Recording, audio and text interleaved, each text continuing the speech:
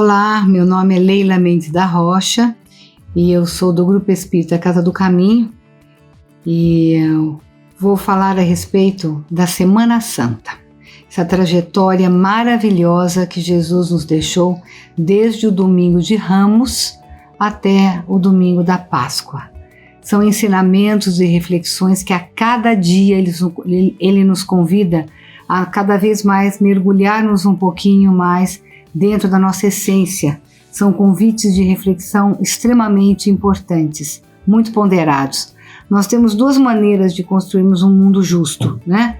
Ou é pela política, ou pela grande mudança, onde tem muitas pessoas participando, uma grande revolução, ou também, não um excludente do outro, mas também nós podemos fazer essa mexida, essa mudança individualmente. E a partir do momento em que você se recolhe, vem para o seu mundo interior, você também está fazendo uma mudança no meio onde você vive, convidando outras pessoas.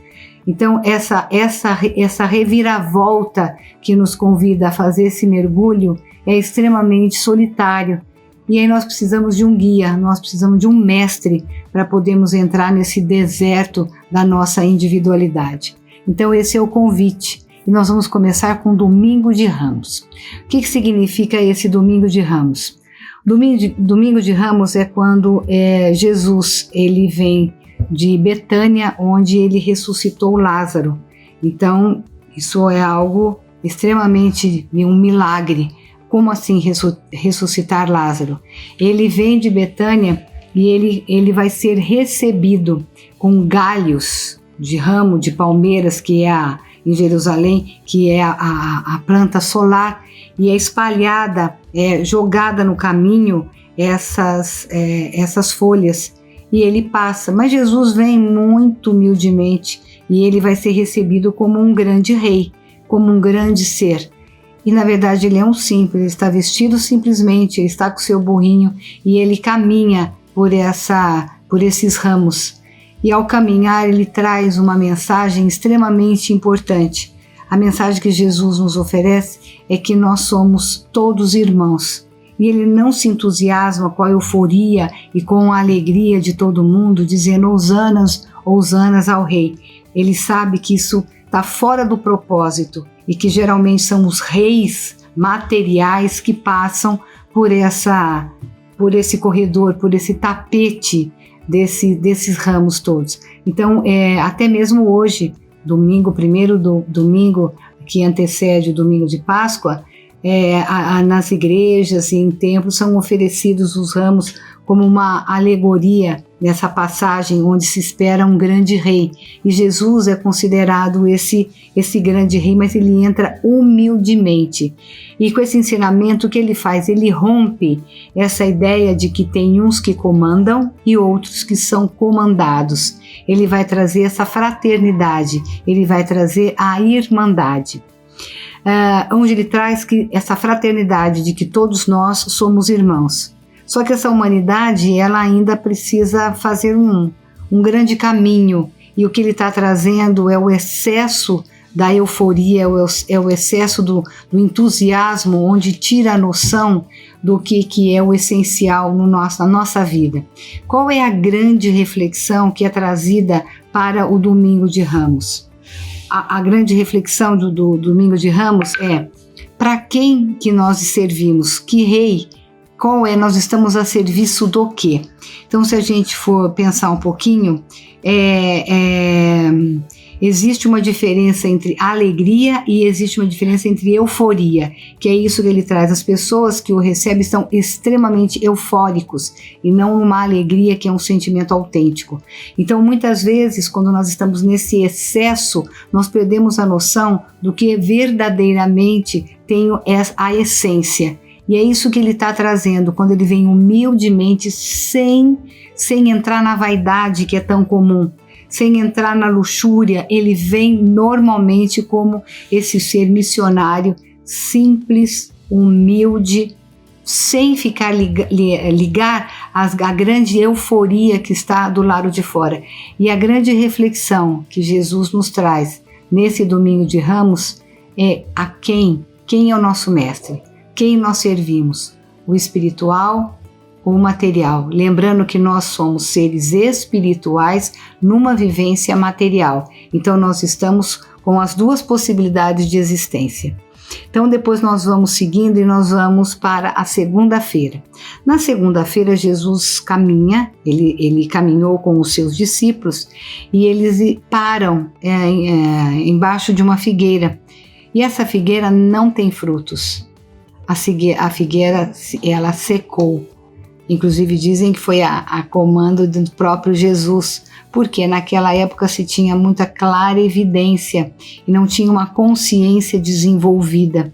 E o que acontece? Essa figueira ela estava estéril, completamente estéril. Ela tinha secado, porque a gente precisa aprender a adquirir todas as nossas paranormalidades de uma maneira consciente.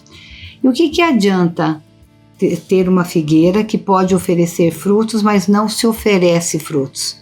O que significa isso? Não ter frutos. Então, para que é que serve algo que existe para alimentar o próximo e, na verdade, não existe absolutamente nada? Então, pouco importa carregar conhecimento se absolutamente nada se produz, nada se oferece. Existe a figueira, existe a possibilidade de dar os frutos, mas ela está seca, estéril. Então, quando nós estamos prontos para produzir, para soltar, para dividir tudo aquilo que nós temos. A reflexão desse dia é o que nós estamos fazendo com os nossos talentos, os nossos tesouros e as nossas virtudes. Então, o homem vale pelo que ele faz, não porque ele pensa. Não tem mais essa ideia de que nós somos o que pensamos. Não, nós somos a forma como nós agimos. Nós temos um pensar, nós temos um sentir e nós temos uma vontade. Como é que nós estamos com essa vontade? Essa é a grande pergunta. E o convite da segunda-feira é agir de uma maneira consciente. Nós precisamos sair da inconsciência para nós adquirirmos a consciência máxima do ser humano. E lembrar que toda ação, ela tem uma consequência. Não existe ação que não gera alguma consequência ou que tenha alguma responsabilidade. Então é através da ação que nós nos expressamos. Lembrar que nós estamos encarnados para nós aprendermos a agir através da matéria. E aí vai dar uma qualidade de aprendizado da nossa ação. Nós estamos aqui para ação. Aí, a partir deste momento que nós agimos, nós vamos adquirindo a nossa evolução espiritual. E, ao mesmo tempo, isso nos convida também dentro da figueira santa, da figueira estéril, desculpe, assim, que galhos que nós já temos, como se nós fôssemos uma figueira. Qual é o galho, o que já não presta mais, o que está morto já dentro de nós e que nós precisamos fazer uma mudança, uma transformação para novos galhos poder aparecer e não ficarmos uma figueira estéril, uma vida estéril, mas sim ter a gratidão da possibilidade de estarmos encarnados. E principalmente nesse momento muito, muito, muito especial que nós estamos da humanidade. Que talentos, que atributos que nós temos para contribuir com esse progresso nosso pessoal e concomitante com o nosso meio ambiente, com a nossa família e com o meio em que nós vivemos. E aí nós vamos então para a terça-feira. Terça-feira Jesus ele vai ao templo, né? Ele é o bom pastor. E ele é questionado de muitas formas, extremamente questionado sobre seus conhecimentos. E o povo está do lado de fora e os sacerdotes do lado de dentro do templo fazendo muitas e muitas perguntas para Jesus. E Jesus sabiamente, ele não entra em contradição, a ideia é que ele entre em contradição a respeito das verdades que ele traz, mas ele fala em parábolas. Ele traz muitas histórias e essas parábolas tocam as pessoas muito profundamente. Então essa verdade ela não é impositiva, ela é construída, ela é conquistada, porque ele não impõe absolutamente nada, mas ele já sabe que no fundo ele já está dado a sentença dele. O sacerdote já tem a sentença do que vai acontecer com ele, mas ele em momento algum ele entra e se exalta de forma nenhuma. E ele começa a falar e trazer todo o ensinamento dele em parábolas. E é o que a gente chama que é o dia dedicado ao autoconhecimento. Então, nesse conhecimento, o convite é que a gente faz trava uma batalha muito grande entre o nosso mundo interno e o nosso mundo externo. Nós temos algumas convicções internas, mas para nós fazermos parte, para nós pertencermos a algum lugar, muitas vezes nós abrimos mão do que nós acreditamos para nós estarmos com a outra pessoa, com um grupo. Então, para nós termos um pertencimento, muitas vezes nós deixamos de estar convictos daquilo que nós acreditamos, que é a nossa essência, que é a nossa verdade, para que nós possamos ser aceitos pelo grupo em que nós estamos. Então, o convite é o quanto nós temos convicção, aquilo que nós acreditamos, apesar das grandes pedidas e das grandes necessidades do meio onde nós estamos, nós conseguimos permanecer com a nossa essência, com o que nós verdadeiramente acreditamos, sem ofender, sem cobrar nada do outro, mas com tranquilidade, com serenidade, nós vamos conquistando aos poucos essa clareza do nosso pensamento e da nossa ação. Isso vai estar junto, pensamento e ação. Então, esse convite da terça-feira, dentro desse templo, é começar a observar se o que a gente fala ele está de acordo com o que a gente pensa, e se o que nós estamos fazendo está de acordo com a nossa essência, ou é apenas para nós pertencermos a um grupo ou agradarmos a um grupo. Essa é a grande reflexão da nossa terça-feira. E lembrar que às vezes é importante que a gente se cale. Nem sempre é importante falar. Também é muito fundamental que a gente se cale. E aí, respirando, caminhando, nós vamos para um outro momento, um outro convite, que é o convite da quarta-feira. Da quarta-feira, nós vamos ter vários tipos, tem alguns amores diferentes. Vocês, na quarta-feira, a Madalena, ela lava os pés de Jesus e ela enxuga os pés de Jesus com os cabelos, e isso fica meio que perplexo para algumas pessoas, e principalmente para Judas, que não admite aquilo, que não gosta nem um pouco dessa atitude de uma mulher tá com esse tipo de trabalho. E o Judas Iscariotes, ele é um capitão do exército, e ele é uma pessoa que tem condições financeiras, sim, só que ele tem um amor, isso que a gente não entende, ele tem um amor por Cristo muito grande, e ele não se conforma dessa situação, porque meu reino não é deste mundo, né, quando Jesus fala. E para Judas vai vir um grande exército, já que Jesus é um rei, ele vai trazer um grande exército. Então ele vai e ele avisa, ele mostra aonde o Jesus está escondido. Ele fala para os soldados aonde é que Jesus está. Então nessa quarta-feira é uma divisão muito importante dos tipos de amores que existe. É o da Madalena e o de Judas Iscariotes. O da Madalena, ela aceita, ela sabe que alguma coisa muito importante está para acontecer, e ela confia nos desígnios de Deus, por isso ela fica pertinho de Jesus, ela não tem sobressaltos, apesar do grande amor que ela tem por ele, ela fica ali, junto dele e junto dos seus discípulos, é uma aceitação. E o Judas, ele impõe, pela severidade, um pouco mais pela agressão. Ele vai forçar que Jesus mostre o exército dele, que mostre na hora que Jesus for pego, ele acredita que Jesus vai trazer o exército, porque é dentro deste mundo mais material, soldado, tem um comandante, vai vir, vai brigar. E o da Madalena é um amor espiritual, essa confiança em Deus, de que Deus é justo e que está tudo certo. Eu não entendo muito bem porque as coisas acontecem dessa forma, mas é dessa forma que as coisas acontecem. E ela confia. É esse tipo de amor de entrega. E do Judas Iscariote é um tipo de amor que ele é impositivo. Eu quero que Jesus mostre a força que ele tem através dos exércitos que ele tem. E isso é algo extremamente impositivo. E essa reflexão desse dia é que tipo de amor que nós temos? Nós temos um amor que a gente, por que comigo? O que está acontecendo? De que forma? Por que isso está acontecendo comigo? Ou é um amor como o da Madalena, que acredita, que confia, que crê que está tudo certo, que isso é o melhor para acontecer?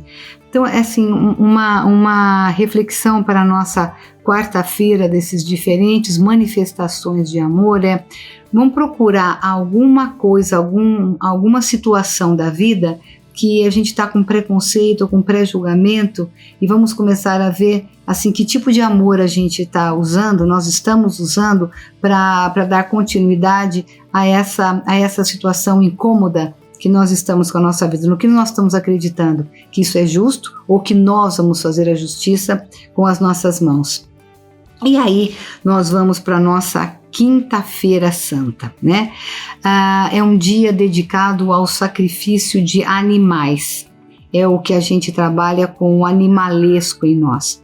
Nós temos nossas sombras, né? O nosso lado animal dentro de nós. Então, o que nós precisamos olhar para ela é a celebração dessa Santa Ceia. E ela é para substituir esse rito dos sacrifícios dos animais. Então, é quando Jesus fala que quem não come o meu corpo e não bebe meu sangue não faz parte de mim, trazendo o lado material e o lado espiritual. Nós temos dentro de nós um pensar, nós temos um sentir, e nós temos um querer, uma vontade, um fazer. Nós temos o nosso lado material e o nosso lado espiritual. É essa união do material e do espiritual que está ligado a essa representação da Santa Ceia. O pão e o vinho representando o sangue de Cristo, onde ele divide a sua corporeidade, divide tanto o seu material de ensinamentos e ao lado da sua essência, que a gente chama do sangue, para compartilhar com os seus discípulos. E após essa celebração, Jesus ele vai para o Horto das Oliveiras e ele se prepara para a grande noite, porque ele sabe que ele vai ser capturado. Ele tem essa visão, obviamente, né? Que ele vai ser pego. Aí todos os discípulos nessa noite adormecem. E adormecem porque às vezes a negação faz parte, quando a gente não quer enxergar alguma coisa, quanto mais eu acredito que algo vai acontecer, eu não estou pronto, mas eu entro em negação. E aí os discípulos dormem. E quem está acordado? Madalena. Madalena está desperta, desde da quarta-feira, quando ela tem esse tipo de amor de entrega e de aceitação. Então, ela aguenta ver, ela aguenta saber o que vai acontecer. E ela tem eu desperto no sentido de não estar na inconsciência, que eu durmo e entro na negação, para não enxergar e não ver as coisas. Mas ela está num processo de consciência, ela está desperta para poder olhar, reconhecer e reagir. E ela confia nesse ser amado que isso já está previsto, isso já está escrito. E Judas, ele vai entregar Cristo. E Pedro, ele se revolta, ele fica muito, muito irado e ele corta a orelha de um soldado. E Jesus vai ir de uma maneira com a sua grande dom de cura, com a sua grande energia de cura, ele recoloca a orelha novamente de Cristo. Então, o ensinamento da nossa Quinta-feira Santa é olhar com sinceridade e humildade para a nossa caminhada. Isso é extremamente libertador, extremamente. O que nós temos de mudanças e o que nós precisamos acelerar, mudar na nossa marcha evolutiva. Aí nós vamos encontrando a nossa grande caminhada, que é da sexta-feira. E nessa Sexta-feira Santa é quando a gente traz a crucificação, a ressurreição, né? Então nesse caminhar vem a grande imortalidade, quando Cristo começa a fazer os questionamentos, né? Para que tudo isso? Os sacerdotes, eles passaram por muitos questionamentos, fizeram Jesus passar por muitos questionamentos, ele saiu ileso. Aí o que começa é o que acontece? Por que passar? Ou melhor, para que passar por tudo isso? Aí vem um grande... que a gente fala que o público, ele vai passar pelo público, ele vai carregar aquela grande cruz no meio da multidão, e essa multidão, lembrar que essa multidão antes, no Domingo de Ramos, estava aclamando como se ele é o grande rei, né?